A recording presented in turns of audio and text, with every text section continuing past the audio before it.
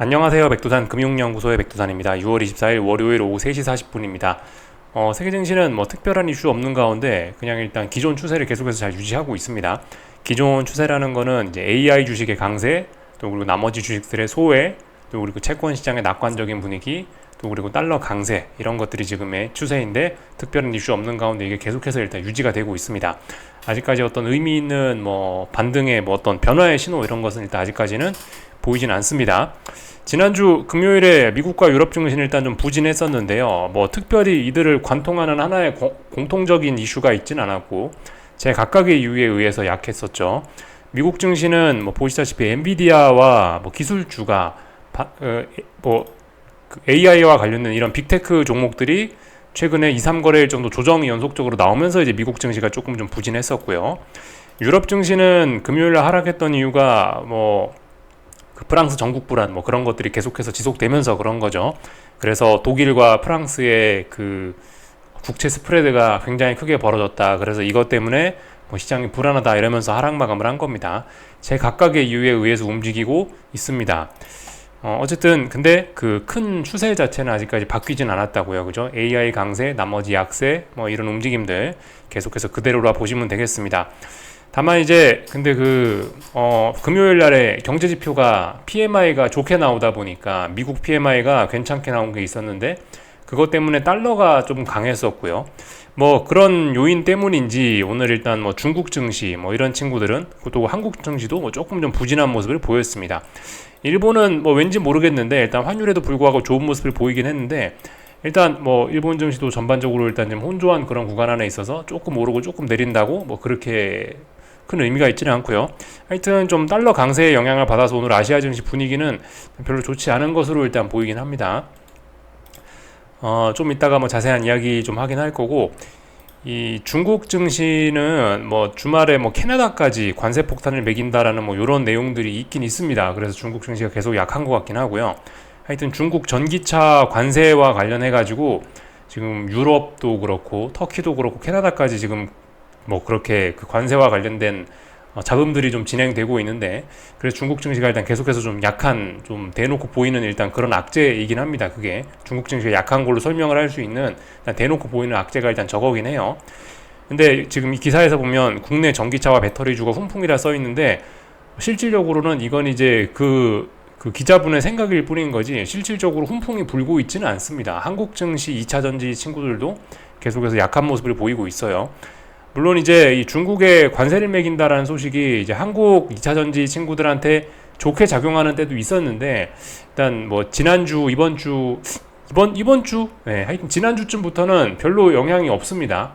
한동안은 물론 상대적으로 좋은 영향을 받긴 했어요. 중국이 안 좋으면 한국 2차 전지 친구들이 좋았던 때가 있는데, 지난주부터는 또 그런 일들이 또 일단 그런 현상이 보이지 않습니다. 훈풍이 안 불고 있다라는 거 잠깐 좀 생각을 해보실 필요가 있겠고요. 몇 가지 이야기 좀 해보자면은 참고로 요즘에 SCFI 지수라고 운임지수가 상하이 컨테이너 운임지수가 굉장히 많이 오르고 있습니다. 계속해서 신고가를 요즘에 쓰고 있거든요. 대충 보시면 이런 모습입니다. 그래서 한국 해운이나 조선사들이 조금 강한 것도 있긴 있는 것 같은데요. 안 그래도 관련해가지고 한국 조선업종이나 이런 걸 좀 움직임을 봤는데 별로 그렇게 일단 아직까지 특별한 움직임은 없습니다. 특정 몇몇 종목이 이제 이 컨테이너 운임지수가 오르니까 컨테이너 선박들을 실제로 수주를 해서 몇몇 기업들이 조금 좀 탄력적으로 움직이는 게 있긴 있는데, 이게 한국 조선업종 전반적으로 이게 긍정적인 영향을 아직까지는 미치지는 않고 있는 것 같습니다. 다만 어쨌든 우리 이건 알고는 있자고요. 요즘에 계속해서 이 상하이 컨테이너 화물 지수가 엄청나게 오르고 있다라는 거 참고적으로 좀 알고만 넘어가면 좋을 것 같습니다. 우리가 이걸 통해서 직접적으로 어떻게 수익을 창출할 수 있는 기회가 잘 없는 것 같아서 이거는 제가 보고 있었는데 이야기는 안 했습니다. 근데 아무튼 일부 한국 조선업종에 있는 일부 회사들이 움직이는 것 같긴 해서 일단 말씀은 좀 드릴게요. 이런 일들이 있다. 일단 좀 말씀을 좀 드려봤고요. 당장 이번 주에 나온 그런 소식은 아닌데, 몇 가지 좀 기사 좀 같이 볼만한 게 있어서 좀 갖고 나왔습니다. 주말에 나온 뉴스이긴 한데 S&P 지수가 2% 하락을 한 지가 굉장히 오래됐다라고 합니다. 지금 400일 넘었다라고 해요. 377일이라고 합니다. 물론 근데 이제 2% 이상 상승도 경험하지 못했다라고 하네요. 그래서 S&P가 굉장히 차분하게 오랫동안 잘 오르고 있다라는 지금 그런 기사를 우리가 보고 있습니다. 살짝 역발상을 해볼 수 있지 않을까 싶긴 해요. 물론 377일 동안 변동성이 죽었으니까 이제 변동성이 확대될 거야 라고 그렇게 냅다 생각을 하면 안 되긴 합니다. 역발상, 그러니까 지나치게 한쪽으로 뭐 쏠림이 심하니까 역발상 한번 해볼 수 있긴 있는데, 제가 지금쯤 이 역발상 이야기를 드리는 거는 이 변동성 지수가 굉장히 오랫동안 실제적으로 하방 경직성을 만들었기 때문에, 그래서 이제 이거를 이제 역발상이다 뭐다 이제 그런 이야기를 하는 겁니다. 이 변동성 지수가 줄줄줄 죽어내리고 있을 때는 이제 역발상 그런 이야기를 하긴 좀 뭐한데, 지금은 보시다시피 변동성 지수가 거의 뭐 한 달째 이렇게 제자리를 지키고 있기 때문에 말씀드렸죠. 그래서 저는 이 앞으로 빅스가 올라갈 거다. 이게 이제 뭐 주식시장이 올라갈지 떨어질지 주식시장의 방향성은 모르겠지만 일단 빅스가 떨어지는 건 이제 좀 제한적일 수 있겠다라는 이야기를 드리면서, 이거를 이제 빅스가 위로 올라간다는 상품을 조금 이제 매집을 해보겠다라고 그런 이야기를 드렸거든요. 그래서 일단 오늘부터 이제 슬슬 좀 매집을 좀 하기 시작했고, 하여튼 이런 소식들이 좀 눈에 띄긴 하더라고요. 또 그리고 뭐 이런 뉴스들 하나 더 있긴 하죠. 미국 증시 강세장의 숏 포지션이 급감했다, 악재에 취약해졌다라는 소식이 나오기도 하고요. 이것도 아마 주말에 나왔던 뉴스인 것 같은데, 하여튼 이제 이 보시다시피 너무 대놓고 미국 증시가 많이 강한 모습을 보이니까, 오히려 이제 하방 포지션 생각하는 사람들이 다 없어진 거죠. 하방 투자 생각하는 사람들이 없어진 거죠. 근데 이 모두가 그만큼 한쪽으로 상방으로 쏠렸다라는 겁니다. 한쪽으로 쏠렸을 때 그만큼 좀 위험할 수 있거든요. 지금 이런 뉴스와 지금 제가 방금 전에 보여드린 이 기사와 S&P가 2% 하락 그 2% 하락이 실종됐다라는 뉴스, 이거 두 개는 사실상 어떤 공통적인 어떤 약간 좀 비슷한 기사라고 할 수 있겠습니다. 뭔가 어쨌든 같은 것을 이야기하는 그런 기사일 수 있어요. 한쪽으로 쏠림이 너무 심하다. 너무 시장 참가자들이 좀 낙관적으로 생각을 하고 있다. 아무도 위험에 대해 대비를 안 하고 있다. 뭐 그런 거를 말해주는 그런 뉴스일 수 있습니다. 그래서 이제 이런 거를 가지고 역발상을 해본다는 게 이제 그런 거죠. 앞으로 그래서 변동성이 떨어지긴 쉽지 않을 것이다. 마침 빅스 지수는 뭐 굉장히 중요한 지지선 부근까지 내려와서 쌍바닥을 만들어 놓고 어제 또 금요일날 찔끔 조정 나오는 모습을 보였으니까 전 그래서 이거 일단 오늘부터 매집을 한다 이겁니다. 물론 이제 잘못되면 도망을 가야 되는데, 일단은 빅스가 어쨌든 주식시장이 급등을 할지 급락을 할지는 알 수가 없겠지만 일단은 변동성은 올라갈 확률이 있다라고 생각을 해서 일단 그 아이디어를 가지고 매집을 시작을 해봤습니다. 이런 내용을 좀 봤고요. 하여튼 제가 한동안 여러분들과 이제 나스닥하고 나스닥하고 S&P 지수 혹은 뭐 AI 빅테크 이런 주도주들을 기준으로 해서 좀 미국 증시를 좀 많이 보긴 했는데, 그래서 이 보시다시피 미국 증시는 굉장히 강하지 않습니까? 그죠? 근데 뭐 러셀 지수라든가 사실 다우 지수라든가 이런 거는 제가 이제 어떤 분석의 기준으로서 잘 다루지는 않는데요. 근데 이 친구들은 지금 보시면 이거 러셀 지수입니다. 러셀 지수는 사실상 지금 3중 고점형의 가능성이 좀 있긴 있습니다. 또 그리고 이런 이평선들의 꼬라지를 보시면 슬슬 이제 머리를 숙이고 있는 모습이 조금 나타나고 있거든요. 그리고 오랜 하락에 시달렸죠. 오랜 하락, 극복하지 못하고 오랜 하락에 시달렸기 때문에 이런 거는 하방 에너지가 조금 좀 누적이 좀 많이 되어 있다라고 좀 해석을 할 수가 있습니다. 물론 하방 에너지가 지금 이제 누적이 되어 있긴 한데, 이 에너지는 언제든지 탈을 바꿔 쓸 수 있습니다. 지금 이렇게 이제 답답한 구간 안에서 러셀 지수가 놀고 있는 건데, 얘가 이제 여기를 돌파한 척하면 지금까지 누적됐던 이 하락 에너지는 바로 상승으로 탈을 바꿔 쓰고 바로 이제 급등으로 또 랠리를 이어나갈 수도 있긴 있습니다. 근데 지금 상황에서는 이 위쪽에 저항이 심상치 않기 때문에 반등시 매도 전략 이런 걸 하는 게 좀 맞지 않겠나라는 생각이 들고, 하여튼 그래서 오랫동안 에너지가 많이 누적이 되어 있습니다. 그래서 이런 점들이 아래쪽으로 쏟아져 나올 가능성도 충분히 우리는 생각을 해봐야 될 필요가 있겠죠.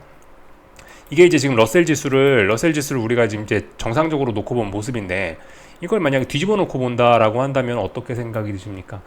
이평선들이 이렇게 아래쪽으로 쭉 내려왔다가 이평선들이 옆으로 쭉 이제 펴졌고 위쪽으로 다시 올라가려고 이제 하는 뭐 그런 모습으로 충분히 보일 수 있죠. 지금 이건 러셀 지수를 뒤집어 놓고 본 거거든요. 그러니까 충분히 이런 것도 하방 쪽으로 좀 생각을 해볼 수 있지 않겠나라는 생각이 뭐 들긴 합니다. 사실 그렇긴 해요. 어떤 나스닥을 하방을 투자하는 거는 이제 굉장히 위험하고 역발상 진짜 좀 위험하고 뭐 그런 건데, 사실 근데 이제 롱숏 전략, 원래 이제 뭐 주식시장이든 금융시장이든 뭐 강한 놈은 매수하고 약한 놈은 매도하는 게 정석적인 롱숏 전략 아니에요. 강한 놈을 롱하고 약한 놈을 숏하는 게 기본적인 이제 정석적인 전략인데, 사실 뭐 나스닥은 계속해서 일단 뭐 강할 수 있을 것 같긴 합니다. 아직까지는 특별히 꺾인다는 신호가 없으니까 강하다라고 봐주고. 근데 이제 러셀 지수 이런 친구들은 분명히 지금 약한 지수이기 때문에 이런 친구들은 이제 숏을 치는 것이 사실 뭐 정석적인 전략일 수 있죠. 하여튼 뭐 그런 측면에서 이 러셀 지수나 아니면 다우 지수나 이런 것도 좀 한번 좀 관심을 가지면은 뭐 좀 괜찮지 않을까라는 생각이 좀 들긴 들더라고요. 다우 지수입니다. 다우 지수 같은 경우도 좀 그렇죠. 어쨌든 뭐 신고가 랠리 중이긴 한데, 신고가 랠리라고 하기는 근데 너무 오랫동안 상승이 둔화가 돼가지고 답답한 구간 안에 갇혀버렸지 않았습니까? 그러니까 얘도 사실 지금 이제 주가가 옆으로 계속해서 오랫동안 기고 있죠. 얘도 이평선들 이제 수평으로 움직이고 있을 거고, 얘도 충분히 위쪽에 이런 저항들이 있으니까 약한 친구니까 반등지 매도 전략 이런 거 할 수 있겠죠. 하여튼 엔비디아의 영향을 받지 않은 소외된 친구들은 이렇게 약한 모습을 보이고 있어서, 이런 친구들을 어떤 뭐 투자의 아이디어로 이런 친구들을 어떤 투자의 아이디어로 활용해 보는 것도 뭐 괜찮은 전략일 수 있을 것 같긴 합니다. 하여튼 그 지난주인가 제가 이제 코스피를 장기간 들고 있던 포지션을 하나 청산을 해버려서 현금이 생기니까 현금으로 뭘 할까라는 생각을 계속해서 하면서 이제 머리를 좀 굴리고 있는데, 그래서 이제 주말 동안에 봤던 내용들을 이렇게 좀 두서없지만 좀 이야기를 좀 몇 가지 드려봤습니다. 하여튼 그죠? 다른 친구들은 좀 약하다. 뭐 다우라든가 뭐 러셀 지수라든가 이런 친구들은 오랫동안 저항이 누적돼 있어서 분위기가 좀 심상치 않다.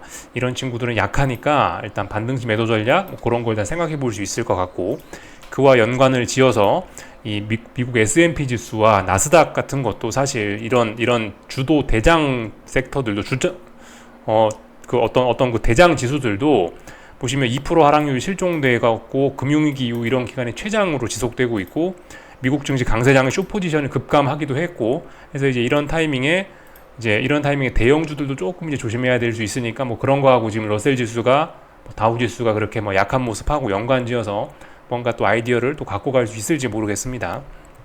그래서 주말 동안에 이런저런 생각들을 조금 좀 해보긴 했습니다. 그래서 일단 이런 이야기를 좀 드렸고요. 그 말씀드렸다시피 이제 우리가 잊지 말아야 되는 좀 몇 가지, 이제 대놓고 악재는 아닌데 이제 몇 가지 좀 경계해야 되는 점들이 있다라고 말씀드렸던 거 있죠.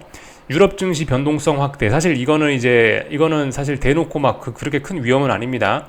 이건 뭐 세모 정도라고 할 수 있겠죠. 이건 뭐 굳이 따지면 뭐 별 3개짜리. 사실 지금 와서 이제 직접적으로 금융시장에 악영향을 미치고 있는 건 달러 강세일 겁니다. 엔화, 위안화가 레벨업을 했잖아요, 지난주에. 그렇기 때문에 이거는 지금 당장 경계를 해야 되는 별 3개짜리, 별 3개가 아니고 별 5개짜리, 이거는 가장 중요한 어떤 안 좋은 요인 생각해 보실 수 있겠고요. 그리고 이번 주 금요일 날인가 미국 물가지표 발표되는 게 아마 있을 겁니다. 그런 거와 관련해 가지고 이제 10년 금리 잘 보셔야 되는데, 금리가 지난주에 하방 경직성을 어느 정도 보이긴 했습니다. 10년 금리가 얘가 다시 튀어오르는지 여부 잘 봐야 됩니다. 얘도 지금 당장 어떤 당면한 그런 건 아니기 때문에 얘도 별 3개만 주면 될 것 같아요. 뭐 이런 점들 우리가 일단 좀 경계를 해야 되겠습니다. 그 외에 그죠? 뭐 변동성 지수 뭐 이런 이야기들 뭐 말씀드렸죠. 이런 것도 약간 직면한 건데 지금 당장은 아니니까 한 별 4개, 별 3개, 별 5개, 뭐 별 3개 이 정도로 이렇게 줄 수 있지 않을까 싶습니다. 하여튼 그죠? 유로존 위기, 당장은 일단 주식시장은 특별한 위기는 없어 보이는데, 이 독일하고 프랑스하고 국채 스프레드가 굉장히 많이 벌어져 갖고 더 올라가려고 그러더라고요. 하여튼 조금 관심은 좀 계속 가질 필요가 있을 것 같습니다. 그래서 하여튼 이런 점들 주의해야 된다 말씀드렸고, 몇 가지 하여튼 제가 생각한 것들 좀 말씀을 좀 드려봤습니다. 참고로 요즘 핫한 거죠, 그죠? 독일하고 프랑스 국채 금리 스프레드 우리도 한 번은 좀 보고 가겠습니다. 어떻게 생겼나 우리도 한 번은 뭐 봐야 되겠죠. 이게 이제 이걸 뒤집어야 되겠구나. 네. 제가 독일 빼기 프랑스를 해가지고 이게 마이너스로 나오는 겁니다. 원래 프랑스 빼기 독일을 해야 이제 그죠? 이게 플러스로 제대로 나오겠죠. 하여튼 근데 이제 지금 보시는 요 값이 이제 프랑스와 독일의 그 금리 스프레드라고 볼 수가 있겠는데, 얘가 이렇게 위쪽으로 많이 치솟을수록 이 위기가 좀 심화가 되는 거다, 뭔가 좀 안 좋은 거다라고 볼 수가 있겠는데, 지금 시장이 좀 경계를 하고 있는 점은 지금 이 수치가 이게 주봉인데요. 엔간한 지난 10년간 있었던 엔간한 위기 시에 나타났던 그런 고점 부근이기 때문입니다. 이런 거는 사실 빅스 지수의 모양과도 좀 비슷할 수 있긴 있는데, 빅스 지수도 오랫동안 지키다가 확 한 번에 뚫고 가는 그런 경향을 한 번씩 보이지 않습니까? 그죠? 약간 그런 개념으로 좀 생각을 해볼 필요가 있겠고, 지금 보시면 이 상승이 이게 아직 다 끝난 게 아닙니다. 그렇기 때문에 더 올라갈 가능성 좀 염두를 해 놔야 되겠고요. 이와 관련해 가지고 얘가 더 올라가게 되면 당연히 유럽 증시도 빠질 수 있을 건데, 참 그 날짜를 좀 알아두자고요. 잠깐만요. 제가 핸드폰에 어디다가 적어놨는데 6월 30일 날이 프랑스 조기 총선이 한 번 있다고 하고, 그리고 7월 7일입니다. 7월 7일에 프랑스 결선 투표가 있다라고 해요. 그러니까 사실상 저 유로존의 지금 뭔가 전국 불안 이런 이슈는 6월 말 혹은 뭐 7월 첫째 주까지 계속해서 좀 지속될 수 있는 그런 것이기 때문에 이거 좀 하여튼 잘 우리가 봐야 될 필요가 있겠습니다. 제가 그냥 귀찮아 갖고 지금 이거 뒤집어 놓고 이렇게 요렇게 봤는데, 어쨌든 뭐 제대로 한번 보고만 넘어가겠습니다. 그죠? 원래 이렇게 봐야 된다고요. 프랑스 빼기 독일을 해야지. 그죠? 그래서 지금 이 스프레드가 굉장히 많이 확대가 되고 있다. 근데 이 스프레드가 확대가 끝났냐? 끝나지 않았죠. 그렇기 때문에 하여튼 좀 경계는 필요하다. 근데 어쨌든 얘가 올라가는 거 하고 독일 증시나 프랑스 증시의 움직임, 일단은 독일 증시 이런 거 보시면은 당장은 괜찮다고요. 그죠? 당장 지금 독일 증시 이런 모습들 지금 이런 모습들을 보면은 아직까지는 괜찮아요. 아직까지는요. 독일 증시는 여기서 보는 게 더 낫습니다. 독일 증시 이런 모습을 보면 아직까지 그냥 뭐 답답한 구간이에요. 물론 이 위기가 완전히 끝난 건 아니에요. 답답한 구간이라서 당장 막 대폭 나가고 아직까지 뭐 그런 그림은 아니긴 합니다. 그래서 제가 좀 전에 말씀드린 게 별 3개라고요. 아무튼 그 유로존과 프랑스하고 그 스프레드를 좀 잘 볼 필요가 있긴 있겠습니다. 그 여전히 올라가고 있으니까, 그게 아직 상승이 끝난 게 아니니까 우리는 좀 그런 점을 좀 주목할 필요가 있겠다, 좀 말씀 좀 드려봤습니다. 쭉 다 말씀을 좀 드려봤고요. 이제 오늘 있었던 일들 좀 가볍게 체크하고 마치도록 하겠습니다.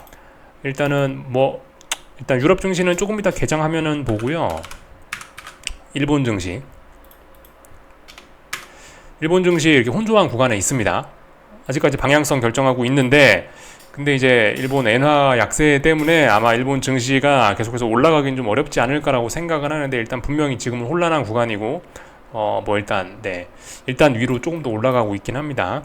근데 의미 있게 막 그렇게 위로 올라가는 건 아니고 저항이 좀 무겁긴 합니다. 아래쪽에 지지력도 근데 무거워요. 그래서 혼란한 구간인데, 엔화 약세 때문에 좀 일본 증시는 부담이 있지 않을까라는 생각이 듭니다.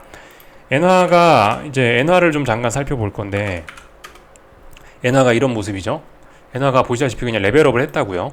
지난번 이 160엔 이쪽 부근에서 일본 외환당국이 뭐 80조 원인가를 한국 돈으로 환산해서 80조 원인가를 시장 개입을 했는데, 158에서 154까지 뭐 고작 4엔 떨어졌단 말입니다. 근데 아무튼 일본도 이제는 일본 외환당국도 별로 그렇게 개입을 할 만한 그런 여유가 많지는 않다라고 하더라고요. 일본의 외환 보유고가 많이 있긴 있는데, 일본 외환 보유고의 대부분이 이제 미국 국채로 구성이 되어 있다라고 합니다. 달러를 대놓고 현금으로 들고 있지는 않죠. 보통 국채로 들고 있죠. 그래서 만약에 일본이 이제 엔화 약세를 막고 싶어서 개입을 한다라고 한다면은 일본이 가지고 있는 미국 국채를 팔아먹어야 되는데, 일본이 미국 국채를 팔아먹으면 10년물 국채 금리가 또 오르게 되겠죠. 미국 금리가 오르게 되겠죠. 미국 금리가 오르면 또 결과적으로 그죠, 엔화가 올라가는데 한 또 역할을 할 수도 있고, 그리고 지금 상황에서 또 미국 입장에서도 또 옐런이 계속해서 바이든 재선을 되게 바이든을 밀어주기 위해서 금리를 인위적으로 낮추고 있는데, 일본 외환당국이 나서서 미국 국채 팔아갖고 금리를 올려버리면 그런 것도 또 서로 또 안 맞는 거겠죠. 또 그죠. 하여튼 미국에서도 일본의 외환시장 개입을 하지 말라 그러고 있고, 그래서 일본은 정말 이도저도 아닌 난처한 상황이 되어가고 있고요. 아직까지 뭐 주식시장은 뭐 말씀드렸다시피 지금 장기간의 평화, 숏포지션 급감, S&P 2% 하락률 실종 뭐 이런 식으로 장기간의 평화를 누리고 있기 때문에 네, 뭐 그런 상황이기 때문에 아직은 뭐 일본 증시는 모르는 척하고 버티는 것 같긴 한데 이게 일단은 발등에 불 떨어진 거라고 일단 보긴 봐야 되겠습니다. 일단 계속해서 좀 주의해서 봐야 될 점. 아직은 증시에 이제 영향이 별로 없지만 이제 좀 그 증시의 영향이 앞으로 있을 수 있다. 좀 그렇게 경계를 해야 될 부분입니다. 별 5개로 제가 체크를 했었었죠. 이 위안화인데요. 위안화도 비슷합니다. 얘도 레벨업이 됐어요. 다만 이제 요즘에 원달러 환율은 비교적 잘 버티고 있는데 어쨌든 근데 이미 정해졌잖아요. 달러 강세라고 이미 이제 방향이 어느 정도 좀 추세적으로 좀 정해져 버린 바람에 지금 뭐 달러가 강한 건 여러 가지 이유가 있을 수 있죠. 어쨌든 여러 가지 이유로 해서 달러가 강한데 추세적으로 강한 상황인데 쉽게 달러가 꺾일 것 같지도 않은데 일단 원화는 계속해서 일단은 잘 버티고 있습니다. 생각보다 엔화, 위안화의 움직임에 비하면 원화는 상당히 잘 버티고 있다라고 볼 수가 있는데요. 어쨌든 글쎄요, 뭐 왜 그런지 뭐 잘은 알 수 없지만 뭐 글쎄요, 한국 외환당국도 열심히 개입을 하고 있어 그런 걸지도 잘 모르겠습니다. 근데 아무튼간 뭐 일단 뭐 제 생각에 이거는 계속해서 일단 상승에 유리한 그림입니다. 이건 뭐 제 생각이 아니고 이건 그냥 눈에 보이는 현실이 그렇습니다. 아무리 여기서 개입을 한다라고 해도 구조적인 문제 때문에 이게 뭐 쉽지는 않아 보입니다. 환율 방어가요. 일단 계속해서 달러는 위쪽으로 올라간다, 환율 위로 올라간다라고 일단 볼 수가 있을 것 같아요. 얘도 일단 중요하게 넘어야 될 자리를 일단 넘어섰습니다. 이미 넘으면 안 되는 자리를 이미 넘어섰기 때문에 일단 계속해서 위로 올라간다라고 일단 그렇게 좀 봐주면 좋을 것 같습니다. 다 본 것 같고요. 중국 증시는 오늘 뭐 이렇게 뭐 급락이 쏟아지고 있네요. 이 상해 종합입니다. 상해 종합 기준으로 해서 이렇게 많이 떨어졌습니다. 그래서 이거는 일단 중요한 지지선을 이제 거의 다 깼거든요. 이제는 밑에 아무것도 없는 그런 구간입니다. 그래서 중국 증시 급락 폭락 위험으로 가고 있습니다. 근데 뭐 말씀드렸다시피 지금 이제 막상 이제 제가 미국 증시에 상장돼 있는 뭐 그런 ETF를 가지고 움직이는데, 근데 이제 그런 지수는 보시면은 이제 아직까지 잘 버티고 있단 말이에요. 아직 급락세는 아니에요. 이게 보시다시피 중국에도 여러 가지 지수가 있을 거 아닙니까? 그 중에 강한 지수가 있고 약한 지수가 있을 텐데 지금 상해 종합은 굉장히 약한 거고, 막상 제가 이제 미국 증시에서 추종을 하는 이 ETF는 지금 이 지수는 잘 버티고 있습니다. 아직은 뭐 근데 일단 사실상 이제 아래쪽으로 붕괴될 것 같아 보이긴 합니다. 아직까지 뭐 턱걸이는 하고 있고 세계 증시 분위기는 괜찮고 그러니까 급락은 안 하고 있는데, 그래서 일단 가만히 지켜보고 있습니다. 얘가 이 자리를 깨고 아래쪽으로 본격적으로 좀 내려가면 그러면 하락 목표치가 좀 많이 열릴 수 있겠죠. 그럼 또 다시 또 아래쪽으로 또 간다라고 보고 또 아래쪽으로 또 저도 뭔가 해야 되겠지만은 일단 가만히 있었습니다. 오늘은 중국 이런 베팅은 일단 가만히 있었어요. 지수별로 좀 온도 차이가 좀 큰 모양입니다. 상해 종합 이런 거는 조금 위기에 빠지긴 했습니다. 중국 증시가 분위기가 안 좋아지고 있다. 뭐 위안화 뭐 이런 거 때문이 아니냐. 또 그리고 뭐 전기차와 관련된 이런 거 때문이 아니냐라는 생각이 조금 듭니다. 어느 정도 좀 다 봤고요. 유럽 증시 개장한 지 2분 됐네요. 이제 유럽 증시는 일단 오늘 뭐 보시다시피 아직까지 세계 증시 분위기가 나쁘진 않으니까 급락 폭락은 일단 안 하고 있는 그런 모습. 또 그리고 혼조한 구간이죠. 그냥 아직까지 버티고 있습니다. 여기서 방향성 고민을 하고 있는데 말씀드렸다시피 전국 불안 그런 이슈하고 뭐 독일하고 프랑스 금리 스프레드 이런 것들 잘 한번 좀 살펴보자고요. 하여튼 말씀드렸다시피 어떤 지금 불확실성이 있는 거죠. 그죠? 프랑스 전국 불안, 불확실성이라고 볼 수가 있을 텐데, 불확실성은 뭐 6월 말에 있는 무슨 선거, 또 그리고 7월 첫째 주에 있는 그런 선거까지 지속될 가능성이 좀 있긴 있을 것 같습니다. 근데 뭐 일단은 말씀드렸다시피 지금 이제 대형주들이 엔비디아가 너무 강하니까 이제 뭐 보시다시피 저런 소외된 친구들도 이제 급락 폭락은 면하고 그냥 그럭저럭 버티는 게 아닌가라는 생각이 들어요. 그래서 지금 참 뭔가 대응하기가 좀 그렇죠. 애매한 그런 상황의 지속입니다. 하여튼 지금 이 독일 증시도 좀 전에 제가 이제 영상 초반에 뭐 다우 지수하고 러셀 지수 이런 거 좀 보면서 그런 것들도 좀 어느 정도 좀 에너지가 많이 모여 있다 그렇게 말씀을 드렸는데, 얘도 일종의 그런 모습입니다. 모양의 디테일은 다르지만 이제 근본적으로 어느 정도 특정한 범위 내에서 결과적으로 왔다 갔다 하는 거죠. 얘도. 그러니까 아마 이평선들 이런 것도 잘 이제 모아져 있을 거고요. 그러니까 에너지가 많이 모여 있다라는 이야기고, 여기서 이제 방향성이 어디로 어떻게 갈지 아직 모른다는 겁니다. 조심해야 된다라는 거죠. 근데 뭐 말씀드렸다시피 그런 와중 지금 시장에 에너지가 많이 축적돼 있는 그런 와중에 나스닥 이런 거 제외하고 근데 2% 하락률이 실종이 됐다. 근데 숏 포지션이 급감을 했다. 이런 소식은 좀 이제 그죠? 좀 등이 좀 등골이 좀 싸한 뭐 그런 소식일 수 있어요. 그래서 일단 이런 내용까지 좀 살펴봤고, 한국 증시는 오늘 뭐 전부 다 부진했네요. 양대 지수 다 부진했는데, 오늘 어쨌든 오늘도 보시면 코스피는 강하다라고 보실 수밖에 없습니다. 코스피는요. 물론 이제 지난번에 돌파한착했던 중요한 라인을 그냥 딱 지켰네요. 오늘 그냥 아래 꼬리 달고요. 지켜야 되는 중요한 라인을 일단 잘 지키고 있습니다. 일단 레벨업이 되어 있는 상태고요. 오늘 아래 꼬리가 그래도 좀 달렸습니다. 이런 건 아직도 상승 중 눌림으로 봐야 됩니다. 오늘도 반도체 이런 것들은 강했다고요. 지금 보시면요. 오늘도 삼성전자, 뭐 하이닉스 이런 친구들 보시면 아직도 강했습니다. 그렇기 때문에 일단 하여튼 반도체, 엔비디아 하여튼 뭐 이런 쪽은 아직도 강하다라고 일단 이렇게 보실 수가 있겠습니다.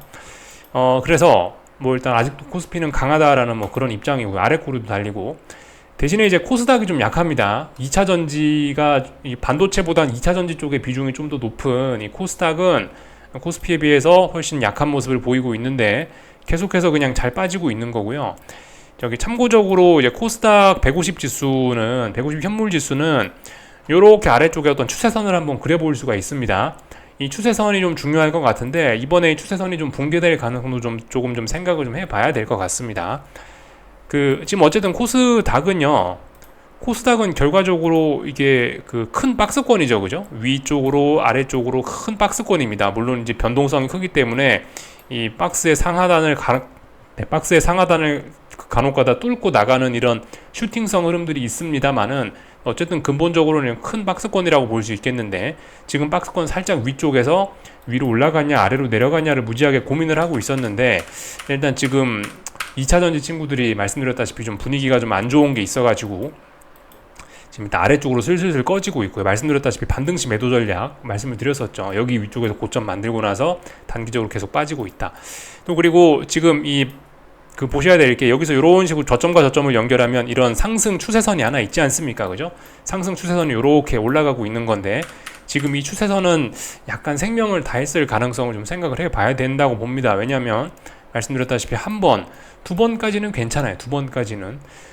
세 번까지도 어떻게 올라올 수 있습니다. 근데 이 네 번째 터치는 안 된다라고 말씀드렸거든요. 세 번 터치까지는 뭐 그래도 봐줄 수 있다. 근데 네 번째 터치하면은 이건 좀 아닐 수 있다라 말씀드렸는데, 지금 보시다시피 위쪽에서 일단 힘이 없고 그래서 쭉쭉쭉 빠지고 있고 이런 상황이라서 좀 하여튼 위험해졌습니다. 그래서 코스닥은 조금 좀 주의를 해야 될 것 같고요. 이 라인이 깨져야만 본격적으로 이제 아래쪽으로 우르르캉캉 할 겁니다. 아직 깬 건 아닌데 좀 위험해 보인다 이겁니다. 얘가 이렇게 위험을 한 거는 2차 전지 지수들이 좀 약한 모습을 보여서 그런 거죠. 오늘도 2차 전지 친구들이 뭐 보시다시피 그냥 뭐 박살이 났다고요.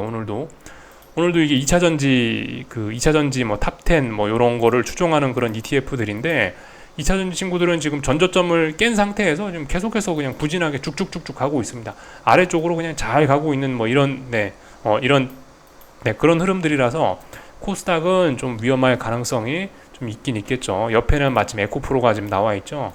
에코프로 이런 종목들도 힘이 없잖아요. 그죠? 전저점 앞두고 힘이 없잖아요. 계속해서 죽을 수 있습니다. 이 한동안 에코프로 이런 것들 보면 좀 이제 변동성이 굉장히 컸었다가 차분하게 죽는 구간으로 왔었는데, 다시 변동성이 이제 커지는 국면으로 갈 수 있습니다. 좀 주의를 하셔야 될 것 같아요. 지금 얘가 이제 변동성이 급격하게 커졌다가 작아지는 국면으로 왔는데, 얘가 변동성이 작아진 거는 사실 이런 거에 영향일 수 있어요. 그죠? 미국 증시 강세장의 슈퍼지정 급감이다, S&P 2% 하락률 실종이다, 이런 것과 또 연관시켜서 또 생각을 해볼 수 있습니다. 지금 이런 점들을 좀 주의해서 봐야 될 부분이 있을 것 같아요. 그래서 좀 경계해야 될 점들을 좀 몇 가지 좀 말씀을 드려봤습니다. 그래서 일단 다 본 것 같고요. 하여튼 그래서 뭐 저녁에 밤 시간에는 하여튼 그래서 러셀 지수 뭐 이런 것들을 좀 반등시 매도 전략을 좀 해볼까, 뭐 살살 모아가 볼까라는 생각이 들기는 합니다. 그래서 조금 뭐 지켜볼까 하고요. 말씀드렸다시피 근데 그죠, 금리도 뭐 베팅 해볼까 하는데 금리는 계속해서 답답한 구간이라서 딱히 어떤 뭐 베팅할 생각은 뭐 일단 잘 들진 않는다, 뭐 이런 식으로 좀 이야기를 좀 그런 이야기를 좀 드렸었던 것 같고요. 그래서 뭐 하여튼 미국 증시는 뭐 강한 놈은 강하고, 근데 전반적으로 하여튼 소외된 친구들도 지금 조금 더 올라가려 그러니까 전반적으로 뭐 분위기 좋으니까 뭐 특별히 오늘 밤에 좀 뭐를 할 것 같지는 않습니다. 일단 그래서 현금 들고 계속해서 좀 기회를 기다려 볼까 뭐 그런 생각이에요. 이번 주에는 뭐 특별히 중요한 거는 잘 안 보이더라고요. 이번 주에 아마 마이크론 실적 발표 있던가 그렇고요. 그리고 그죠? 미국 물가 지표가 아마 주 후반에 아마 발표가 될 겁니다. 그 정도 제외하면 이번 주 특별한 거 없고, 하여튼 그래서 그냥 편안하게 일단 지켜볼 뭐 그런 생각입니다. 여기까지 하겠습니다. 궁금한 거 리플 남겨주시고 내일 아침에 뵙도록 하겠습니다. 여기서 마치겠습니다.